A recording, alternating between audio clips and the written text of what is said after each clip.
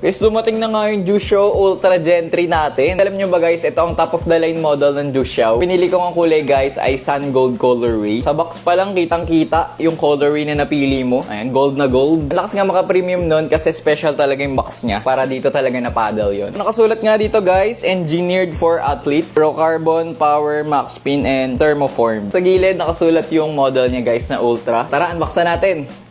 Yun. Pagkabukas nyo guys, may nakasulat, See Far, Go Further. Unang-unang makikita nyo nga guys, itong Jusho na paddle cover. Special din siya guys kasi ultra. Talagang may effort at may budget na inilaan para dito sa cover and sa box. Sa mga accessories muna tayo guys, meron siyang Jusho paddle eraser. May extra ring rubber grip. Yellow din nga siya guys, bagay sa Sun Gold colorway na pinili natin. Ito na guys, yung paddle. May cover siyang ganito guys, compared dun sa Wukong natin in poker. Parang wala siyang ganito. Doon diretso na agad na paddle. So talagang may cover pang ganito. May NFC chip daw. Pwede natin i-check later. Naka-plastic pa nga yung grip. Tatanggalin na lang natin yan kapag maglalaro na tayo. Dito sa likod nakasulat naman yung mga specs niya. Nakasulat, prepare to cook all opponents according to your preference. Dito sa bandang taas. Medyo may angas yun ha. Weight 230 grams. Mahaba nga rin yung handle niya. Halos same sila ni Wukong guys na mahaba. Parang elongated talaga. Maraming may gusto nun kasi nga mas mahaba yung reach nyo, mas okay yung power. So yan.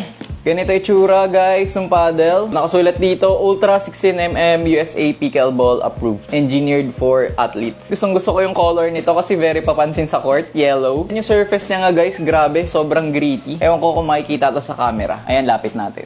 Yan. Mas gritty pa to sa gritty. Talagang ang rough niya. Para kang naka-sandpaper. Very excited na ako gamitin to. Abangan nyo guys yung first hand experience natin dito. Soon gagawan nga natin to ng side-by-side comparison ng paborito nating Jusho paddle. Yung Wukong Pro. Yun talaga guys, gamit na gamit ko sa training, sa open play, kasama yung sa rotation ko. Parang mapapalitan na ngayon guys nitong Gen 3 kasi dami talagang good feedback nito. Thank you nga guys sa pagsama sa ating unboxing and see you on our next one.